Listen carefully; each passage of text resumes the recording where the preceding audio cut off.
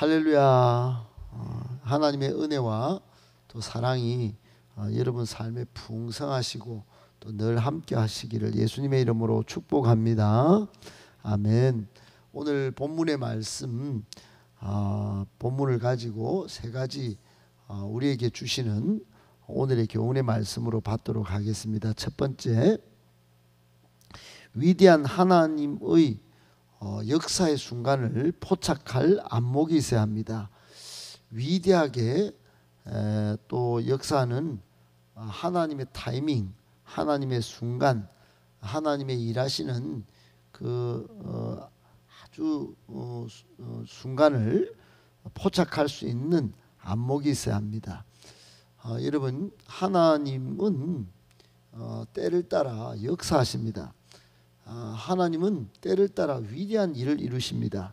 하나님은 하나님의 때에 그 놀랍고 원대한 계획을 이루시는 정말 우리가 상상할 수 없는 전지전능하신 분이십니다. 그런데 그런 하나님의 때, 하나님의 일하심, 하나님의 역사를 볼 수 있는 눈이 없다면 어떻게 되겠습니까?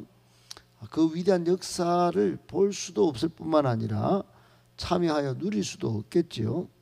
여러분, 안목이라고 할 때 안목, 이거는 사물의 좋고 나쁨, 또 진이라는 능력을 안목이라고 그럽니다. 그 진짜 진품 또는 가짜를 구별할 수 있는 능력, 안목이 있어야 이걸 분별하는 거지요. 성도는 영적 안목을 반드시 지녀야 합니다. 교회만 다닌다고 되는 게 아니고, 교회 생활 오래 했다고 하는 어떤 그게 중요한 게 아니라, 오래 다녔으면 오래 다닌 만큼의 영적 안목의 깊이와 품위가 있어야 하고, 또 조금 교회 오래 다녔다, 또 많이 다녔다 하면 그만큼 더 정말로 매력 있는 영적 안목을 갖고 있어야 합니다. 영적 안목이라고 하는 것은 영적 세계의 그 진위를 분별할 수 있는 능력, 그리고 그 안에 내재된 가치를 발견하고 포착하는 능력, 이게 영적인 안목일 것입니다. 세례 요한은, 오늘 본문의 세례 요한과 그 제자의 이야기가 본격적으로 나오는데, 여기 보시면 세례 요한은 자기에게 예수님을 보고 어떻게 하는가 봤더니 29절에 세상 죄를 지고 가는 하나님의 어린 양, 딱 보자 그걸 알았어요. 딱 보자, 딱 보고는 세상 죄를 지고 가는 하나님의 어린 양, 이렇게 분별하는 능력이 있었습니다. 여러분, 어린 양은 보통 유대인이 하나님을 섬길 때 최고의 하나님을 섬기는 그런 행위가 어린 양이었습니다. 큰 양은 흠집이 있고 어린 양은 흠집이었기 때문에 가장 보배롭고 좋은 어린 양을 하나님 앞에 제물로 드렸어요. 근데 그 제물에 세상 죄를 다 지고 가는 흔적을 본 겁니다. 그리고 30절에 보면 그분이 먼저 계셨다, 선제하셨다는 거죠. 다른 말로 우리가 지금까지 요한복음 세 번째 시간인데, 요한복음의 가장 중요한 정언은 뭐냐? 예수 그리스도는 신성을 가졌다, 즉 본질상 하나님과 동등이시고 동격이시다 하는 거죠. 하나님의 아들이지만 종속되는 분이 아니라 그분이 신성을 가졌다 하는 겁니다. 그걸 본 거예요. 먼저 계셨다 그러면서. 그리고 33절에 보면 이분은 성령으로 세례를 베푸시는 분, 다른 말로 하면 이분이 하나님이시다 이 뜻입니다. 자기는 물로 세례를 주지만은 성령으로 세례를 베푸신 분이 바로 예수님이다 한 거예요. 한마디로 말하면 이 세례 요한은 결국 34절에 내가 보고 그가 하나님의 아들이심을 증언하게 되었다 이렇게 말하죠. 하나님이 이 세상에 사람을 모든 인류를 구원하시기 위하여 구원의 진리 온 세계에 본격적으로 구원의 이 복된 소식 복음의 역사를 울려 퍼지게 하는 그때 그거를 지금 세례요한은 주의 깊게 살피고 있었고 매우 감동적인 사건으로 받아들였다. 다른 말로 한마디로 영적인 안목이 있었다 이 말입니다. 이제 세상에 본격적으로 나타내실 때라고 이분이 딱 그렇게 지금 나타나셨다. 세상 죄를 지고 지금 움직이고 계신다. 그런 영적인 안목이 딱 있었던 것입니다. 그리고는 자기가 이분을 드러내서 나는 이분이 복음이신데 복음의 증인으로 나는 존재하고 있다. 이렇게 본 겁니다. 세례 요한의 영적 안목이 대단하죠. 사랑하는 여러분, 우리에게 주는 교훈이 뭘까요? 너무너무 자명합니다. 우리는 그냥 교회만 다니고 직분만 얻고 그렇게 살면 안 됩니다. 정말 하나님의 위대한 역사의 순간을 포착할 안목을 소유해야 제대로 된 신앙이 될 수 있습니다. 하나님의 위대한 역사를 우리 교회에 우리의 삶에 담아낼 수 있는 매력 있고 품격 있는 성도가 되는 것입니다. 이런 안목이 없어서는 절대로 불가능한 일이에요. 알고도 시행착오 겪는 인생이 얼마나 많습니까? 말로 허치고 생각으로 허치고 행동으로 허치고 그 허치는 일이 왜 그렇게 될까요? 안목이 없기 때문입니다. 안목이 없어요. 자기를 볼 수 있는 눈도 없고 예수님을 볼 수 있는 눈도 없고 교회를 볼 수 있는 눈도 없는 것입니다. 그러니까 자기가 그냥 믿고 싶은 대로 듣고 싶은 대로 듣고 행동하는 대로 행동하는 거예요.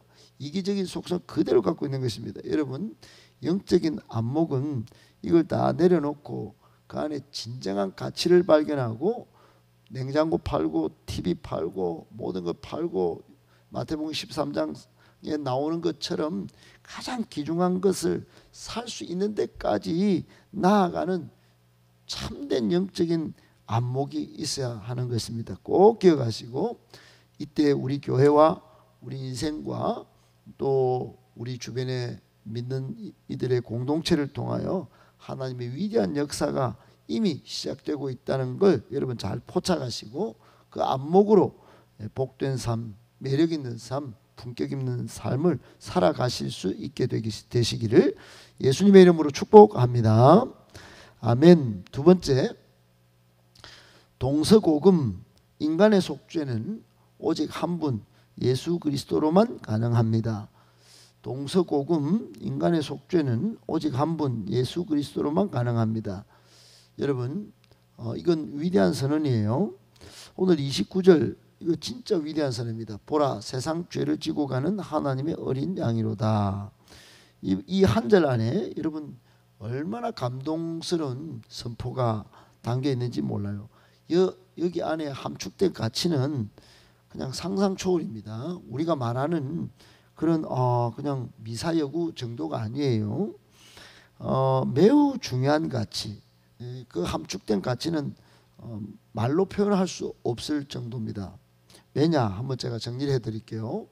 여러분, 세상 죄를 지신 분 바로 그분이 예수 그리스도라는 건데, 이것은 구약의 모든 제사가 좀 불완전했는데 그 모든 불완전한 제사를 완전한 제물로 지금 오신 분이다. 이런 이야기입니다. 또 하나의 의미는 하나님의 어린 양이라고 하는 건데, 하나님이 정하시고 하나님이 계획하신 대속의 제물이 바로 이분이다. 이런 이야기예요. 유일한 분입니다. 유일한 분. 지금까지 사람이 만들어서 대속의 제물로 드린 이게 아니고 하나님이 딱 정하신 완전한 구원 제물이 바로 예수님이셨다 하는 겁니다. 그 안에 그리스도의 사랑, 그리스도의 희생, 그리스도의 순환, 그리스도의 십자가의 승리, 이런 것들이 다 내포되어 있다, 이런 뜻입니다. 이 안에요. 그것을 나중에 36절에 또 예수께서 지나가시는 걸 보고 한 번 더 요한이 자기를 따르고 있던 제자들에게, 안드레와 요한인데, 보라 하나님의 어린 양이로다 한 번 더 말하는 겁니다. 얼마나 큰 감동을 받았으면 또 한 번 더 동서고금에 이런 분이 없다는 걸 강조하면서 인간의 죄를 없이 하신 분, 유일하신 분, 바로 그 이분이 예수 그리스도다, 이거를 이야기한 겁니다. 예수님을 통하여 예수 그리스도의 십자가의 피를 믿음으로 속죄를 얻고 그 속죄의 효력이 이분을 통하여 영원하게 되었다. 다른 말로 한마디로 인생의 모든 문제를 해결하신 분이 바로, 해결하실 분이 바로 예수 그리스도다. 한마디로 복음이시다 이 말입니다. 여러분, 동서고금에 복음이며 복음의 절대 능력이었던 분, 속죄 제물로 오셨고 속죄 제물이 되신 분은 오직 한 분, 예수 그리스도밖에 없습니다. 꼭 믿으시고 주 예수를 믿으라, 그리하면 너와 내 집이 구원을 받으리라 하신 그 말씀 그대로 우리도 구원받고 우리 집안도 구원받고 우리 주변도 주 예수를 똑바로 믿고 제대로 믿고 계속 잘 믿어서 구원받는 역사가 있게 되시기를 예수님의 이름으로 축복합니다. 아멘. 마지막 세 번째, 복음의 실체를 잘 나타내어 들려주는 곳에 구원이 있습니다. 복음의 실체를 잘 나타내어 들려주는 곳에 구원이 있습니다. 여러분 37절에 보면 요한의 두 제자 안드레와 요한인데, 이 세례 요한 지금 현재 자신의 스승인데 스승을 버리고 예수를 따르는 모습을 보게 됩니다. 예수를 따르거늘 그랬죠. 다른 말로 하면 예수를 따르다, 이 말은 복음서에서 말할 때 제자가 되었다, 제자됨을 말할 때 예수를 따랐다는 표현을 씁니다. 예수를 따랐다 하는 것은 제자가 되었다. 우리가 지금 해석하기로는 세례 요한의 제자에서 예수님의 제자가 되었다 하는 것을 말합니다. 제자가 되었다는 것의 전제는 구원을 전제로 합니다. 예수를 통하여 구원을 받고 이제 그분의 완전한 제자가 되고 제자의 삶을 살았다, 이렇게 되는 건데, 여러분 이게 어떻게 된 것입니까? 35절 36절에 보면 세례 요한이 이 두 제자에게 복음의 실체를 들려주었기 때문입니다. 그러니까 지금 오늘 본문 첫 번째부터 우리가 다 살펴봤지만 세상 죄를 지고 가는 하나님의 어린 양이 바로 이분이고, 나는 그분의 오실 길을 준비하는 사람에 불과하다. 굉장히 겸손한 자신을 낮추고 완전한 복음의 실체 되신 이분을 소개해 주고 들려주었기 때문입니다. 아울러 39절에 이제 이 두 제자가 따라갈 때 예수님께서 물어보십니다. 무엇을 구하니? 그랬더니 랍비요 어디 계십니까? 당신이 바로 신이십니까? 이런 뜻입니다. 그러니까 예수님께서 와 보라 그랬습니다. 와 보라. 와서 내가 누가복음 4장 18절 19절처럼 가난한 자가 구원을 얻고 눈먼 자가 보게 되고 포로된 자가 해방을 얻고 눌린 자가 자유함을 얻게 되는지 한번 보라는 겁니다. 진짜 복음의 실체인지 보라는 겁니다. 그리고는 예수님께서 쭉 보여주셨어요. 그러니까 이 세례 요한도 들려주고 예수님도 보여주시고, 그러자 41절에 안드레는 또 베드로한테 가서, 자기 형한테 가서, 물고기를 잡고 있는 베드로한테 가서 내가 메시아를 만났습니다 형, 이랬어요. 그러니까 구원의 주님인 이 실체 구원주를 소개한 겁니다. 소개. 여러분 누구든지 듣고 누구든지 보고 누구든지 소개할 대상, 즉 복음의 실제 되신 예수 그리스도, 여러분 이거를 들려줘야 구원이 일어나는 거예요. 들려주는 것이 없는데 어찌 믿으리요? 믿지 않는데 어떻게 예수님을 영접하리요? 로마서 10장에 보면 그런 말씀이 있습니다. 여러분 지금 이 본문을 조금 나이브하게 해석하시는 분은 이 서성을 배반한 놈들 이야기 아니냐 이거. 신의를 저버린 녀석들 안드레와 요한 이야기 아닌가. 이렇게 접근하는 분이 있는데 여러분 그런 게 아니죠. 지금도 우리 교회 오신 분들 가운데 드디어 구원을 가능하게 해주는 복음의 실체를 우리 교회에서 소개받았다. 이렇게 하고 교회 다니는 분이 계세요. 대단히 잘하신 겁니다. 다시는 인생의 영혼의 시행착오를 겪지 않고 예수님을 제대로 만나서 건강한 교회에서 교회 생활을 한다. 이거는 여러분 돈으로 환산할 수 없는 엄청난 결정을 하신 것이에요. 마찬가지입니다. 안드레와 요한이 그리고 베드로가 물고기 잡는 어부가 아니라 스승을 따라다니면서 물세례만 주는 그런 존재가 아니라 복음의 절대 능력 대신, 즉 예수 안에 있는 생명의 신비를 보고 예수 안에 있는 능력의 비밀을 알고 예수 안에 있는 구원의 감격을 내 감격으로 만들고자 지금 따랐던 것이에요. 그 복음의 실체를 세례 요한에게 듣고 예수님에게서 보고 그리고 동생에게서 소개받고 따라당겼기 때문에 여기에 구원이 있고 제자 되는 그리고 제자 삼는 위대한 역사가 일어났던 것입니다. 사랑하는 여러분, 우리에게 주는 교훈도 분명합니다.